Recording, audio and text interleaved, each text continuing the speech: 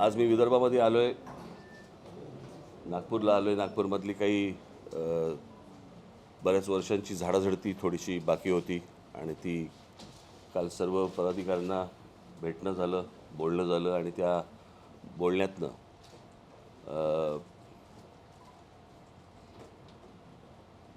नागपूर शहराची आणि आमच्या पक्षामधले जे काही इथले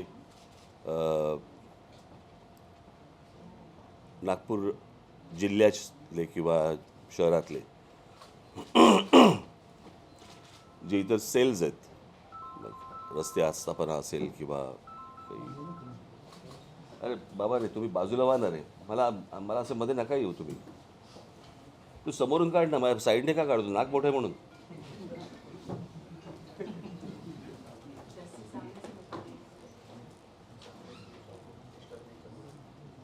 काय बोलत तुम्ही? हां,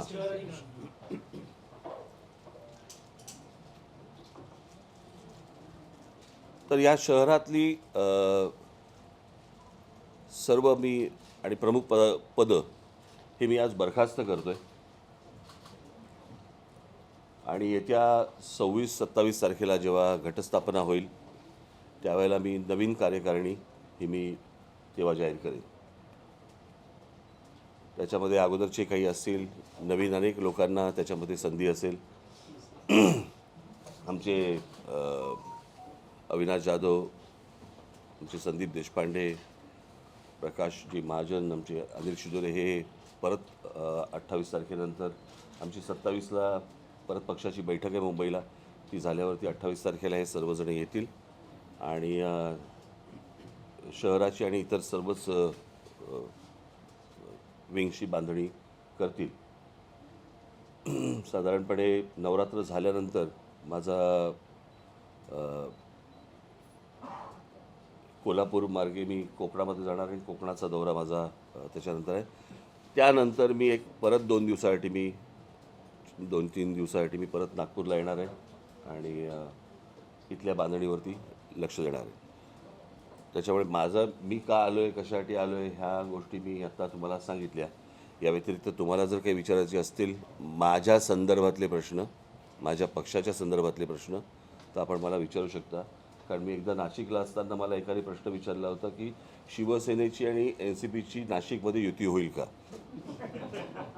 कळलं का? तर मी म्हटलं मी दुसऱ्यांच्या घरी पोर होणार आहे का नाही होणार आहे म्हटलं, ह्याचं मी भविष्य मी नाही सांगू शकत. त्याच्यामुळे माझ्या संदर्भात काही आपल्याला प्रश्न विचारायचे असतील तर आपण मला जरूर विचारा, माझ्याकडनं शक्य होईल. मनसे आणि भाजपची युती होणार का हे तर तुम्ही सांगू शकता? मी ह्या सगळ्या बातम्या तुमच्याकडनंच ऐकल्यात. कारण मी आज सकाळी मी वर्तमानपत्र वाचत असताना सकाळचे प्रतिनिधी कोणी आहे तिथे? सकाळचे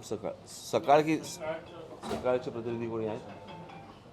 आपल्या वर्तमानपत्रामध्ये एक बातमी आली आहे की मला काल कोणीतरी सांगितलं की उद्धव ठाकरेंचं सरकार चांगलं होतं आणि मग आपण त्यांच्याबरोबर जायला पाहिजे वगैरे. हे कोण बोललं, आपल्याला कशातनं साक्षात्कार झाला आणि कशातनं आपण बातम्या दिल्यात मला ह्याची कल्पना नाही आहे. परंतु असल्या प्रकारची कोणतीही गोष्ट माझ्यासमोर माझ्या अपरोक्ष कोणीही बोललेलं नाही आहे. त्याच्यामुळे आपल्या बातमीमध्ये काहीही तथ्य नाही.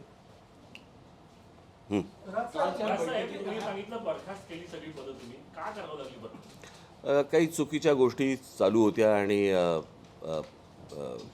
ज्या प्रकारे आज 16 वर्ष पक्षाला झाली आहेत, ज्या प्रकारे मला नागपूरमध्ये पक्ष दिसायला पाहिजे त्या प्रकारचा पक्ष मला दिसत नाही आहे. जो माझा इतर सगळ्या शहरांमध्ये जो दिसतो किंवा जिल्ह्यांमध्ये दिसतो त्या प्रकारचा मला 16 वर्षानंतरही उमेदीचे ज्याला आपण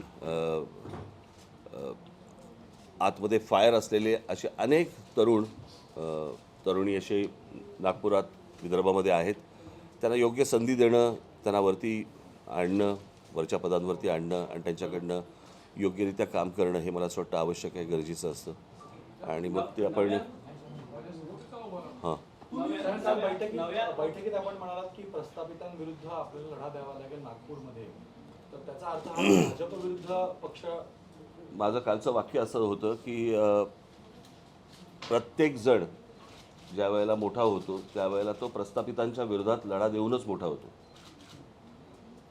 हा फक्त माझं पूर्ण जो वाक्य होतं ते असं होतं की हा विदर्भ पहिल्यांदा ओळखला जायचा काँग्रेसचा बालेकिल्ला म्हणून, आणि त्या बालेकिल्ल्यामध्ये लढा देऊन आज तो भारतीय जनता पक्षाचा बालेकिल्ला जर समजा झाला असेल तर तो सत्ताधाऱ्यांच्या विरोधात केलेल्या संघर्षातनं त्यांच्या हातात ती गोष्ट आली. सो प्रस्थापितांच्या विरोधातच नेहमी लढा देऊन अनेक पक्ष हे मोठे होतात. सो प्रत्येक ठिकाणी तुम्हाला प्रस्थापितांच्या विरोधातच लढावं लागतं. सो नागपुरात जर समजा ते प्रस्थापित असतील तर त्यांच्या विरोधातच लढावं लागेल. नाही, मध्यंतरी जवळकीची वाढली होती, ज्या चर्चा ज्या भेटी हे बघा, प्रश्न असा आहे की राजकारण हे एका बाजूला आणि तुमचे संबंध, आता नितीन गडकरींचे संबंध हे मला असं वाटतं कधीपासून 92-93 सालापासूनचे आमचे मैत्रीचे संबंध आहेत, कळलं. आणि राजकारण हे राजकारण चालूच असतं, ह्या गोष्टी सुरूच असतात. ज्या वेळेला राजकारण हे तुमच्या मुद्द्यांवरती, तुमच्या धोरणांवरती टीका त्यांची माझ्यावरती होऊ शकते, माझी त्यांच्यावरती होऊ शकते, पण ती मुद्द्यांवर त्यांच्या धोरणांवरती टीका होऊ शकते.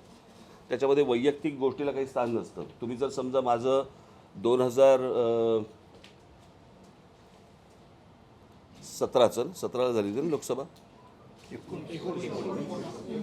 19ला मी ज्या वेळेला ते तुमची आवडती टॅगलाईन होती ना ती लाव रे तो व्हिडिओ, त्या संपूर्ण ह्याच्यामध्ये जर समजा तुम्ही नीट बघितलं तर माझं त्या धोरणांना विरोध होता, बरोबर आहे. धोरणांवरती टीका होती. नरेंद्र मोदी असतील किंवा अजून कोणी असतील, माझी वैयक्तिक टीका नव्हती. आपण मला असं वाटतं वैयक्तिक टीका करणं हल्ली ते फारच वाढलं आहे, अगदी घरापर्यंत शिरतात सगळ्या गोष्टींच्या. तर ह्या गोष्टी ह्या राजकारणामध्ये होतच असतात आणि त्या राहतातच. म्हणजे अनेकदा तर असं होतं की तुम्ही ज्यावेळेला आघाड्या करता त्या आघाड्यांमध्ये देखील तुमचे वाद होतातच की. हां बोला. तुम्ही जे म्हणाले की पक्ष वाढला नाही 16 वर्षामध्ये, तर याची कारणं काय असतात? म्हणजे तुमचं, मी नाशिकमध्ये मुंबईच्या बाहेर नाशिकमध्ये देखील तुमचा दबदबा पाहिलेला आहे. तर तुम्हाला असं नाही वाटत का की तुम्हा लोकांच्या किंवा तुमच्या पदाधिकाऱ्यांच्या नागपूरला तेवढ्या भेटी नाही झाल्या विदर्भात? आपलं म्हणणं अत्यंत योग्य आहे. थोडंसं आमच्याकडनंही दुर्लक्ष झालं आणि मला असं वाटतं याच्या पुढे ते होणार नाही. विदर्भाकडनं काय अपेक्षा, विदर्भात काय स्कोप बघते आता मनसेच्या वाढीसाठी? एक शिवसेना फुटलेली आहे, 2 गट झाले आहेत, यामध्ये मनसेला तुम्हाला वाटतंय का? हे मला हा विषय फक्त विदर्भापुरता मर्यादित नाही, तर मला असं वाटतं हा महाराष्ट्रासाठीचा महत्त्वाचा विषय आहे. आपण जर नीट गेल्या 2-2.5 वर्षामध्ये जर बघितलं तर आपण आत्ता माझ्यासमोर पत्रकार म्हणून बसलेले आहात, परंतु शेवटी तुम्ही एक महाराष्ट्राचे नागरिक आहात. तुम्ही देखील मतदान करता. कदाचित तुम्हालाही आठवत नसेल आपण मतदान केलं कोणाला होतं.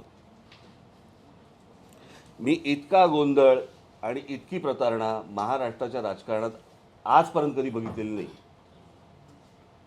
की कोण कोणाबरोबर जातं आणि कोण कोणाबरोबर काय सत्ता स्थापन करते आणि कोण विरोधी पक्षामध्ये बसतं आणि काय चाललं हे मी अशी गोष्टच आजपर्यंत महाराष्ट्रात मी इतक्या वर्षाच्या राजकारणात पाहिलेली नाही. म्हणजे जर समजा या गोष्टींची सुरुवात बघितली तर तुम्ही युती करून, आघाड्या करून तुम्ही निवडणुका लढवता, तुम्ही लोकांसमोर ज्या गोष्टी सांगता आणि सांगितल्यानंतर त्याच्यानंतर ज्यावेळेला तुमचे मतदार ज्यावेळेला मतदान करतात 2-2 तास रांगेमध्ये उभे राहतात आणि रांगेमध्ये उभं राहिल्यानंतर ज्या वेळेला तुम्ही काहीतरी बोलत असता ते ऐकून ज्यावेळेला मतदान करतात, ते मतदान केल्यानंतर रिझल्ट ज्या वेळेला लागतो त्यावेळेला कोणीतरी सकाळी जाऊन शपथविधी करतं राज्यपालांकडे, मग भाजप आणि NCP एकत्र येतात, मग ते 2 तासात काहीतरी फिसकटतं आणि ते फिसकटल्यावरती मग शिवसेना आणि काँग्रेस आणि NCP होतात. आता प्रश्न असा आहे, तुम्ही जर समजा युतीत निवडणूक लढवलीत आणि मला कळलेलंच नाही, मला ही गोष्टच कळलेली नाही आहे आणि मला असं वाटतं एक पत्रकार म्हणून तुम्हालाही समजत नसेल हे काय चाललं आहे, की त्याच्यानंतर तुम्ही सांगायचं की बाबा आम्ही एका खोलीत बसलो होतो अमित शहा आणि मी, आणि मला सांगितलं 2.5 वर्षाचं मुख्यमंत्रीपद देणार. हे कुठून आलं 2.5 वर्षाचं मुख्यमंत्रीपद? मी तुम्हाला सांगतो की मला असं वाटतं 1989 सालची गोष्ट असेल, आमच्या मातोश्रीवरती किंवा सेंटर हॉटेलला असेल, आता मला ठिकाण आठवत नाही मला, परंतु त्यावेळेला माननीय बाळासाहेब होते, मनोहर जोशी होते, प्रमोद महाजन होते, गोपीनाथराव मुंडे होते, माझ्यामध्ये मी चुकत नसेल तर त्यावेळेला वाढणे होते आणि असे काही भाजपकडचे आणि शिवसेनेकडचे अशी लोकं बसली होती. आणि त्यावेळेला एक फॉर्म्युला ठरला होता की ज्याचे जास्ती आमदार त्याचा मुख्यमंत्री. आता त्याप्रमाणे जर समजा बघितलं तर तुम्ही 95 ते 99 युती सरकारच्या काळामध्ये शिवसेनेचे आमदार जास्ती होते. मला त्या संपूर्ण 4-4.5 वर्षामध्ये कधीही भारतीय जनता पक्षाने मुख्यमंत्रीपदाचा दावा केला आहे असं मला आठवत नाही. 99ला झालं ते निवडणुकीनंतर, परंतु त्या 4-4.5 वर्षामध्ये मला आठवत नाही की अशी गोष्ट झालेली. मग जर हा फॉर्म्युला जर समजा युतीमध्ये ठरलेला होता, तर तुम्ही अचानक रिझल्टनंतर तुम्ही काय सांगताय की मला मुख्यमंत्रीपद 2.5 वर्षाचं ठरलं होतं ते त्यांनी द्यायला पाहिजे. तुम्ही 4 भिंतीत ठरलेल्या गोष्टी तुम्ही जाहीरपणे ह्याच्या अगोदर का नाही सांगितल्यात?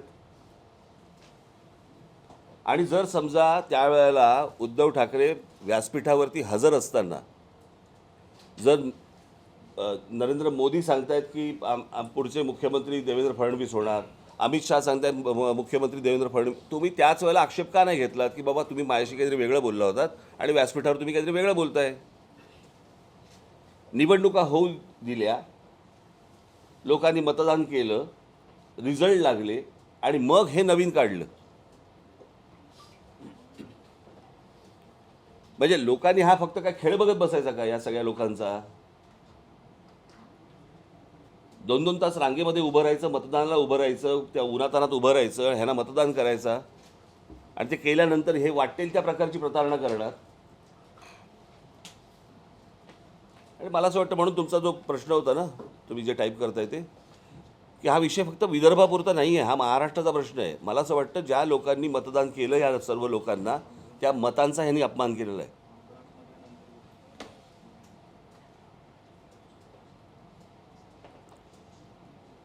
आणि या सगळ्या गोष्टी मला असं वाटतं मतदारांसमोर घेऊन जाणं हे आवश्यक आहे. सर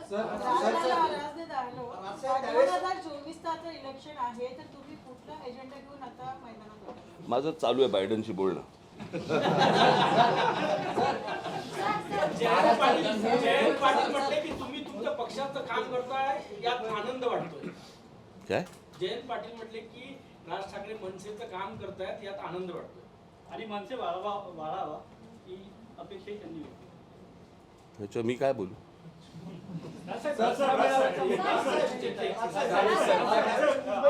मुंबई अहमदाबाद जी मेट्रो होणार होती त्याला आपण विरोध केला होता. आता फॉक्सकॉन सारख्या ज्या कंपन्या आहेत त्या महाराष्ट्रातून गुजरातला चालल्यात. केंद्र सरकार महाराष्ट्राचं लक्ष नाही आहे. महाराष्ट्राचं लक्ष नाही या सगळ्या गोष्टींकडे. ज्या प्रकारची औद्योगिक गोष्टींकडे महाराष्ट्राने लक्ष द्यायला पाहिजे. काय झालं आहे, आपल्याकडे सुरुवातीपासून उद्योग व्यवसाय हा खूप मोठ्या प्रमाणावरती आल्यामुळे आपल्याकडच्या राज्यकर्त्यांना, ते कुठचेही राज्यकर्ते असतील, त्यांना असं वाटतं की नाही समजा गेलं तर काय फरक पडतो. मी त्या दिवशी मी जे स्टेटमेंट काढलं त्याच्यामध्ये मी हेच दिलं की मुळात हे फिसकटलं कुठे आणि कशामुळे ह्याची चौकशी होणं गरजेचं आहे. की या सगळ्या उद्योगाकडे काही पैसे मागितले गेले का? कळलं का? म्हणजे मला आजही आठवते की या देशातलं प्रत्येक राज्य मोठं व्हावं, प्रत्येक राज्यामध्ये उद्योगधंदे यावेत. तुम्हाला जर आठवत असेल तर मी 2014च्या इलेक्शनला, मी आठवते तुम्हाला की विसरलं असेल माहीत नाही मला, मी तेव्हा सतत माझ्या भाषणामध्ये सांगत होतो की नरेंद्र मोदी उद्या पंतप्रधान झाल्यावरती त्यांनी उत्तर प्रदेश, बिहार आणि झारखंड या 3 राज्यांवरती जास्तीत जास्त लक्ष द्यावं. की या राज्यांमधनं बाहेर पडणारी लोक ही त्याच राज्यामध्ये काम शोधतील. सो प्रत्येक राज्यामध्ये उद्योगधंदे यायला पाहिजेतच, पण महाराष्ट्रामध्ये आलेला उद्योग बाहेर का जातोय याची चौकशी होणं गरजेचं आहे. महत्वाचं आहे का? त्याला राज्यातील जे अस्थिर राजकारण आहे यामुळेच ही उद्योग 100% याला धरून एक प्रश्न आहे माझा की आशिष शेलारांनी हीच मागणी केलेली आहे की निवृत्त न्यायाधीशाच्या मार्फत चौकशी व्हायला पाहिजे. तुम्ही त्याचं समर्थन करता? अरे पहिलं स्टेटमेंट माझं आहे, त्याचं मी काय समर्थन करायचं? साहेब, याआधी देखील तुम्ही एक नेक्सेस बद्दल बोललेला आहात. ज्यावेळेस महाराष्ट्रातील उद्योगधंदे परराज्यात जातात त्याचं कारण म्हणजे पॉलिटिकल आणि ॲडमिनिस्ट्रेटिव्ह ऑफिसरचं एक नेक्सेस जे दुसऱ्या राज्यांमध्ये ते धंदे पाठवतात.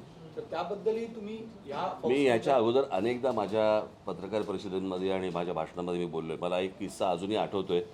मला असं वाटतं तुम्ही सर्वांनी तो ऐकला असेल की नाही मला माहिती नाही, पण ही गोष्ट आहे साधारणपणे 99 ते 2004 मधली BMWचा प्रकल्प महाराष्ट्रामध्ये आला होता. त्यांची सर्व लोक महाराष्ट्रामध्ये आली होती चर्चा करण्यासाठी. विलासराव देशमुखांचं सरकार होतं त्याला आणि ती लोक आली, मंत्रालयामध्ये मीटिंग ठरली आणि काहीतरी कारणाने काहीतरी विलासराव काहीतरी कुठेतरी अर्जंट कामाला जायचं होतं का दिल्लीला जायचं होतं, कुठे जायचं होतं मला आता माहिती नाही, कल्पना नाही. परंतु त्यांच्या त्या अधिकाऱ्यांना आणि चीफ सेक्रेटरी जे होते त्यांना सांगितलं त्यांनी की तुम्ही मीटिंग अटेंड करा. त्यांनी मीटिंग अटेंड केली. ती सर्व लोक समोर त्या मंत्रालयामध्ये त्यांच्या दालनामध्ये बसले, हे समोरच्या बाजूला बसले, सगळे अधिकारी उद्योग क्षेत्र आणि ह्या सगळ्या गोष्टींचे. ते अधिकारी जे होते ते दाक्षिणात्य होते आणि त्यांनी ज्या वेळेला अर्थात एक उद्योग ज्या वेळेला येतो त्यावेळेला त्यांना बाबा काही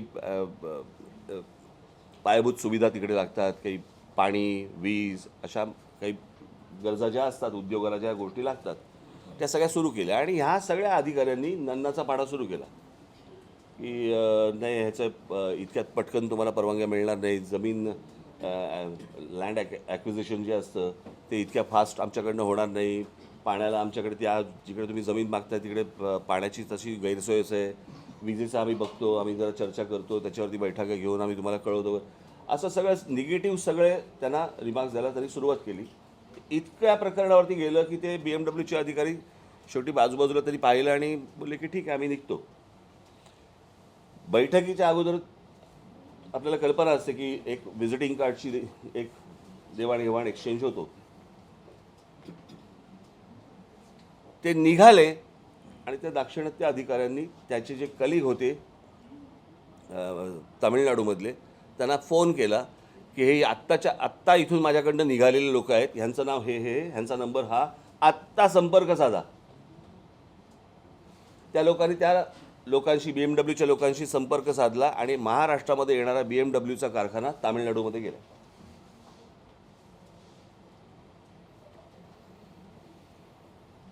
आता जर समजा आपल्याकडची परिस्थिती जर समजा अशी असेल की येणाऱ्या उद्योगांवरती जर समजा आपलं लक्षच नसेल, आपण येणाऱ्या उद्योगांकडनं जर समजा पैसे मागणार असू, कोण येईल आणि काय येईल?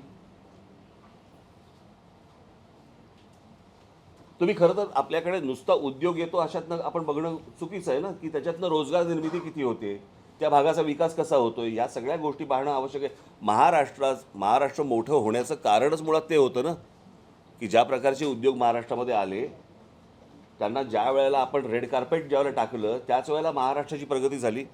आणि सर्व जेवढे उद्योग भारतामध्ये येऊ इच्छितात त्यांची पहिला चॉईस हा महाराष्ट्र असतो. मग जर एवढं जर समजा आपल्याला भाग्य जर समजा महाराष्ट्राचं असेल तर आपण घालवतोय तो उद्योग आपण महाराष्ट्रातनं, याच्यासारखं दुर्दैव नाही.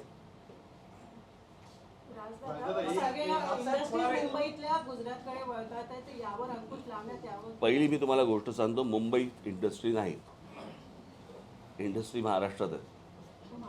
हां, महाराष्ट्रामधल्या. आता जर समजा त्यांनी चांगली ऑफर दिली असेल तर जाणार गुजरातला. मी आता BMWचा कारखाना तुम्हाला सांगितलं तामिळनाडूला गेला, काही आंध्र प्रदेशमध्ये जात आहेत, चित्ते फक्त गेले मध्य प्रदेशात. यापूर्वी जी कॉम्पिटिशन नव्हती ती आपण स्वतः निर्माण केली आहे. होणारच ना, पण ती होणारच ना. मला असं वाटतं की या सगळ्या याच्यामध्ये प्रत्येक राज्यामध्ये हेल्दी कॉम्पिटिशन असलीच पाहिजे. तर तुम्ही आता म्हटलं की पैसे मागणार असेल तर उद्योग काय येणार आणि कसे येणार, हा इशारा कोणाकडे? मला असं वाटतं पुतीन.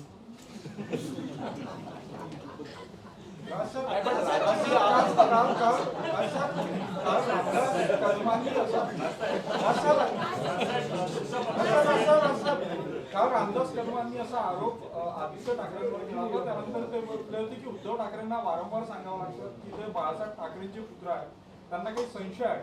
याला जोडून एक प्रश्न आहे की त्यांनी हे म्हटलं होतं की मासाहेब कधी सार्वजनिक मंचावर दिसायचे नाही, रश्मी ठाकरे ज्या आहेत त्या मात्र वारंवार सगळ्या ठिकाणी. तुम्हाला रामदास कदम आले आणि उद्धव ठाकरे आले की त्यांना हे प्रश्न विचार.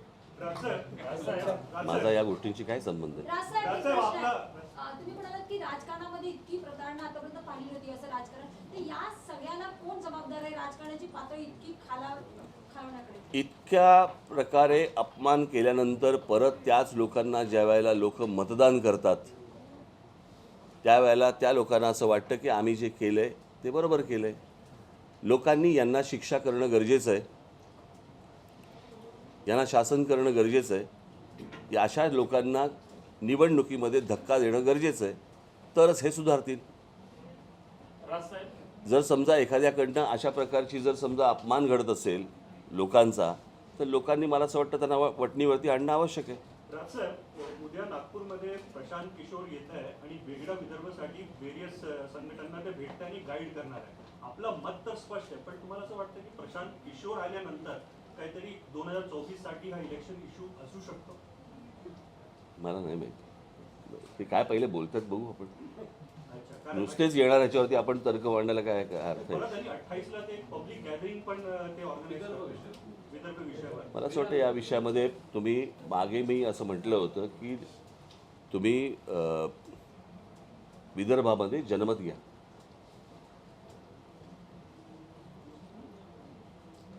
सर्व विदर्भामध्ये तुम्ही एक एवढ्या इलेक्शन होतात त्याच्यामध्ये अजून एक छोटासा एक आपण विदर्भासाठी करू.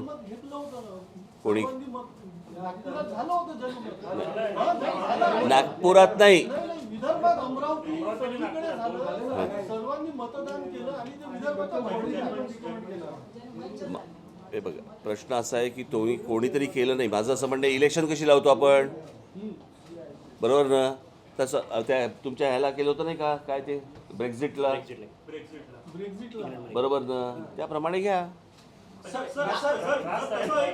असेल, भाजप असेल किंवा शिवसेना असेल, एकच अजेंडा राबवता, तो म्हणजे हिंदुत्वाचा. इतर अनेक प्रश्न आहेत, शेतकऱ्यांचे प्रश्न आहेत, बेरोजगारी आहे, उद्योगधंद्याचा विषय आहे. फक्त हिंदुत्व हाच जीवन मरणाचा प्रश्न राहिला का? मला असं वाटतं 16 वर्षाच्या मी काय काय गोष्टी आजपर्यंत केल्यात आणि बोललोय ना, ते जरा एकदा काढा.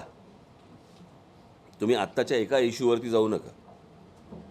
आणि जर समजा मी आत्ता काढलेला भोंग्याचा इश्यू जर समजा असेल, लाऊडस्पीकरचा जर इश्यू असेल, तर त्याच्यावरती मुस्लिम समाजामधल्या देखील अनेक लोकांनी समाधान व्यक्त केले. ते फक्त त्या सगळ्या धर्माच्या एकूणच अतिरेकी काय त्यांचे ते मुल्ला आणि मौलवी वगैरे वगैरे असतात ह्यांच्या भीतीने ते बोलत नाहीत. परंतु मला इथे कुठे होतो, मी पुण्याला होतो, पुण्याला मला एक मुस्लिम पत्रकार येऊन भेटला आणि त्याने मला सांगितलं की मी मुस्लिम आहे, माझ्या इथे ज्या मशिदीत, माझ्या बाजूला मशीद आहे जिथे रोज सकाळी लाऊडस्पीकरवरती ती काय अजान का काय बांग देतात ते होतं, ज्याच्यामुळे माझा मुलगा लहान आहे, त्याला त्रास होतो, तो आजारी पडतोय. हे मी जाऊन तिकडच्या मौलवींना सांगितलं, ते ऐकायला तयार नाही. आणि तुम्ही ज्यावेळेला आंदोलन केलं त्याच्यानंतर तो माझा त्रास बंद झाला. हे एका मुस्लिम पत्रकारांनी मला पुण्यात सांगितलं. मला जरा पूर्ण होऊन देत ना, तो मला घाई आहे का तुम्हाला? नाही ना, पण मला आहे, मला बोलू तर देत, म्हणून तर मी सांगतोय ना. हां, तर त्या काय विषय पूर्ण झाला ना, तर पुढच्या वेळेला परत परत तेच उत्तर द्यायला नको मला. त्याच्यामुळे ह्या सगळ्या गोष्टी आता अनेक असे विषय आहेत की ज्याच्यामध्ये मला अभिमान आहे त्या गोष्टीचा. परंतु ती गोष्ट येईपर्यंत सगळ्यांनी चेष्टा केली. परंतु महाराष्ट्राचा विकास आराखडा मांडणारा भारतातला एकमेव पक्ष आहे माझा. ती ब्ल्यूप्रिंट, तो विकास आराखडा वाचण्याचा देखील आजपर्यंत कुठच्या अनेक पत्रकारांनी काम पण नाही केलं त्याच्यावरती.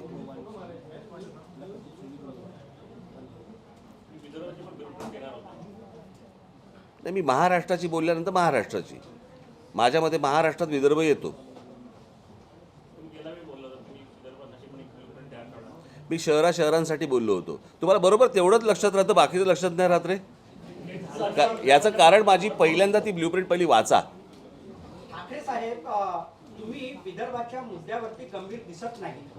युवकांच्या इथे विदर्भामध्ये बेरोजगारी वाढलेली आहे, शेतकरी आत्महत्या करते, पण तुम्ही अखंड महाराष्ट्राची घोषणा करता. जर छोटं राज्य राहिलं, विदर्भ झालं, तर काय प्रगती होणार नाही का? किंवा मनसे वाढणार नाही का इथे? मग विदर्भाच्या मुद्द्यावरती तुम्ही का गंभीर नाही? मला असं वाटतं, मी मगाशी जे उत्तर दिलं तेच माझं उत्तर आहे. हे वेगळं व्हायचं की नाही व्हायचं हे लोकांना विचारा. जन्मत आहे ना. मी बघ आपण आत्ता आलात नाही मी मगापासून आहे, मला असं वाटतं मी ह्याच्यावरती उत्तर दिलं बघाशी. मग तुमचा बहुप्रतीक्षित अयोध्या दौरा कधी होणार आहे? कारण मागे भाजपच्या खासदारांनी रामाने बोलवलं की जाणार. साहेब, राज्यामध्ये दसरा मेळावा आणि शिवतीर्थ या विषयावर राजकारण तापलेलं आहे.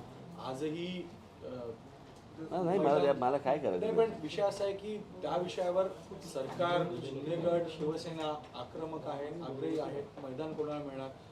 दुर्लक्ष होतंय शासनाचं किंवा सरकारच्या कामाकडे आणि या गोष्टींवर लक्ष जाते. या पूर्ण मुद्द्यावर तुमचं मत काय असेल? दसरा मला असं वाटतं की महाराष्ट्राच्या प्रश्नांकडे लक्ष द्यावं. कारण इकडे तिकडे फिरण्यापेक्षा, इकडे बाकीच्या असल्या गोष्टी करण्यापेक्षा महाराष्ट्रातले उद्योग बाहेर का जात आहेत याच्यावरती जर जास्ती लक्ष आपण कॉन्सन्ट्रेट केलं तर जास्ती बरं होईल. राजसाहेब माझा राहून गेला एक प्रश्न बघायची. पूर्वी महाराष्ट्रात हिंदुत्ववादी दोनच पक्ष होते, एक शिवसेनेचं आक्रमक हिंदुत्व आणि भाजपचं होत होतं की मवाळ हिंदुत्व. आता हिंदुत्वाच्या वाटेकरी 4 झाले. तुम्ही मराठीच्या मुद्द्याला फिरून वळसा घालून परत हिंदुत्वावर आले. आता एक नवीन हिंदुत्ववादी आले ते म्हणजे शिंदे सेना. असे 4 लोक आता हिंदुत्ववादी झाले. तर मला असं वाटतं मला काय वाटतं तुम्हाला वाव कसा मिळेल? मला असं वाटतं की मी ज्या वेळेला काय तुम्ही मी ज्यावेळेला बोलतो त्यावेळेला तुम्ही ते ऐकता आणि मग पत्रकार परिषदेमध्ये आपल्याकडे दुसरे काही प्रश्न नसले की परत त्याच गोष्टी बदलून घेण्याचं काम सुरू होतं. माझ्या अधिवेशनामध्ये मी सांगितलं होतं, माझ्या मराठीला जर समजा तुम्ही नख लावाल तर मी मराठी म्हणून अंगावरती येईन. जर समजा तुम्ही माझ्या धर्माला जर नख लावलं तर मी हिंदू म्हणून अंगावरती येईन. तुम्ही जर समजा आत्ता आम्ही मतदान ह्याची आमची पक्षाची नोंदणीची केली, त्याची जर समजा तुम्ही टॅगलाईन वाचलीत तर तुमच्या लक्षात येईल की हिंदवी काय आपलं होतं ती हिंदवी मी हिंदवी रक्षक, मी महाराष्ट्र सेवक. माझ्या कुठच्याही भूमिकेमध्ये कुठचाही बदल झालेला नाही आहे. मी ज्या वेळेला रजा अकादमीच्या विरोधामध्ये मी ज्यावेळेला मोर्चा काढला होता, बरोबर आहे, त्यावेळेला बाकीचे कुठे होते हो हिंदुत्ववादी? की हे जे सगळं चालू आहे की 4चा प्रभाग आणि 3चा प्रभाग आणि ह्या गोष्टी चालू आहेत, ह्या मला असं वाटतं की आपल्याकडच्या लोकशाहीला घातक आहेत.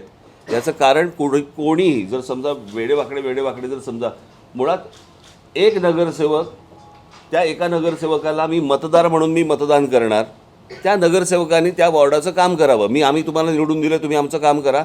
लोकांनाही माहिती असतं की हा माझा नगरसेवक. हे जे 4 नगरसेवक लोकांनी कसं काय लक्षात ठेवायचं आणि कामासाठी कोणाकडे जायचं? बरं, एखाद्या प्रभागामध्ये 2 वेगळ्या पक्षाचे आले आणि 2 वेगळ्या पक्षाचे आले, एकमेकांना कामं करू देत नाहीत. जर एकाने प्रस्ताव टाकला तर दुसरा माणूस विरोध करतो. कशी कामं होणार मला जरा सांगा. हे सगळे राजकीय पक्षांच्या स्वतःच्या हितासाठी म्हणून या सगळ्या गोष्टी केल्या आहेत, ज्याच्यामध्ये आपण शहरांचं नुकसान करतो. तुम्हाला वाटतं की वार्ड पद्धती असतात? तेच होतं ना आपल्याकडे. अर्थातच तेच असलं पाहिजे. आज मुंबईमध्ये तेच आहे ना हो. मग बाकीच्या ठिकाणी आपण का घोळ घालतोय आणि हे का 3चे वॉर्ड आणि 2चे वॉर्ड आणि 4चे वॉर्ड करतोय? रिस्पॉन्सिबिलिटी पण फिक्स नाही होत. नाही बाई, काय कोण काम करणार आहे तिकडे? मुळात स्थानिक स्वराज्य संस्थांच्या ज्या निवडणुका आहेत त्याच्यामध्ये एका माणसाने एक भाग बघावा आणि त्याच्याकडनं ती काम व्हावं. आपण रिस्पॉन्सिबल तर पकडू शकतो की बाबा ह्याने काम केलं की नाही केलं. 4चा प्रभाग झाला, 3चा झाला, 2चा झाला, तुम्ही कोणाला जबाबदार धरणार आहात? आणि ह्याच्यावरती कोणी काहीही बोलत नाही. तुम्ही या मागणीचा जोर लावून करणार का? मी कधीपासून लावलाय याच्यासाठी. आम्ही कोर्टात पण गेलो. आता त्याच्या पुढे बोलायला लावू नका मला. सर, ग्रामीण भागात सुद्धा आता असंच होत चाललंय. थेट सरपंच पदाची निवडणूक घेतली जाते आणि ठिकाणी असं होतं सरपंच वेगळ्या पक्षाचे निवडून येतात आणि सदस्य वेगळ्या गटाचे येतात.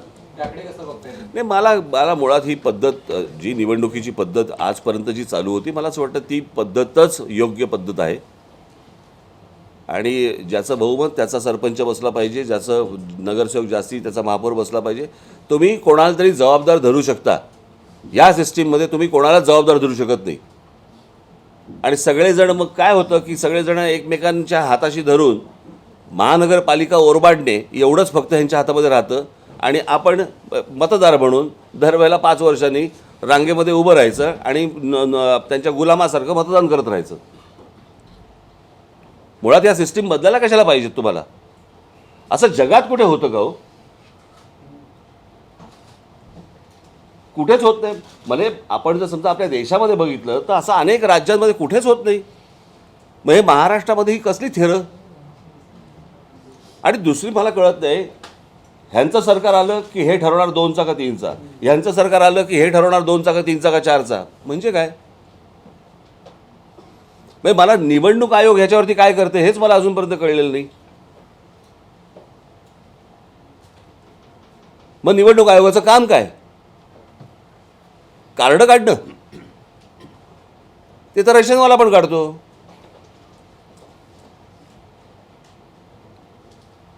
पण आपण जबाबदारीने ह्या जर निवडणुका लढवणार नसू आणि हे जर 4-4 आणि 3-3 आणि 2-2चे जर वॉर्ड होणार असतील, ह्याच्यात तर काही टिकणार नाही. ह्याच्यामध्ये फक्त नगरसेवक गब्बर होतील, बाकी आहे तिथेच राहील. मला असं वाटतं या सगळ्या गोष्टींचा मी एक नागरिक म्हणून मला असं वाटतं की तुम्ही पण एक नागरिक म्हणून आणि नागरिक म्हणून पत्रकार म्हणून मला असं वाटतं ह्याच्यावरती तुम्ही बोललं पाहिजे, लिहिलं पाहिजे. राजसाहेब, इलेक्शन के टाइम फ्रीबीज की भी काफी डिस्कशन होती है. कसली? फ्रीबीज यानी फ्री में पानी, फ्री नाही में नाही बिजली, फुक आप इसको मानते हैं? नाही नाही फुकटात काय देताच का म्हणे? नाही नाही अजिबात नाही. इवन म्हणजे गरिबांसाठी आम आदमी पार्टीचा अजेंडा कोणी तुमच्याकडे फुकट मागत नाहीये. लोक म्हणतात आम्हाला योग्य दरामध्ये आणि योग्य वेळेला द्या, आम्हाला हे फुकट द्या. असा भारतात एकही मोर्चा आजपर्यंत निघाला नाही. निघाला का? नाही. तुम्ही कोण देणार आहे? बरं तुमच्या बाबाचं काय जातंय?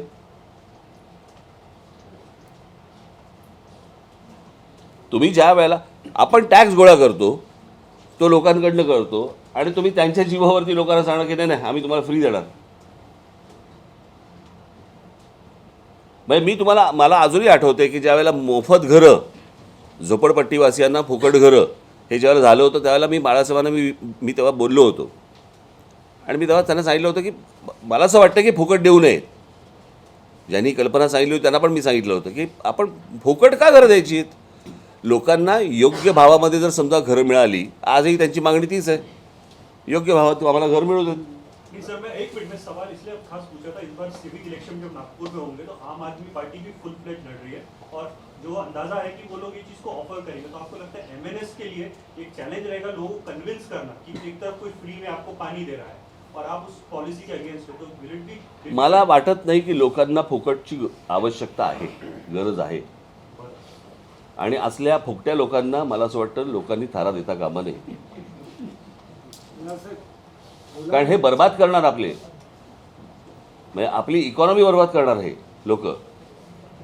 यांच्या स्वतःच्या क्षणिक स्वार्थासाठी म्हणून हे किती लॉंग टर्म नुकसान करतायत आपलं याचा अंदाज येतोय का आपल्याला? 800 शेतकऱ्यांनी गेल्या काही दिवसात आत्महत्या केल्या. रोज 6-7 तासाला एक आत्महत्या विदर्भात होत आहे. भयानक परिस्थिती आहे. कापूस, सोयाबीन सगळी पिकं गेली. मामाना विचारा. तुम्ही जर आवाज तुमचा आवाज महाराष्ट्र सरकार ऐकतं ना, म्हणजे जनरली तुम्ही बरोबर आहे पण तो म्हणून आवाज उठवणार काय? बरोबर आहे पण आपले उपमुख्यमंत्री इथलेच आहेत, आले की एकदा विचारा.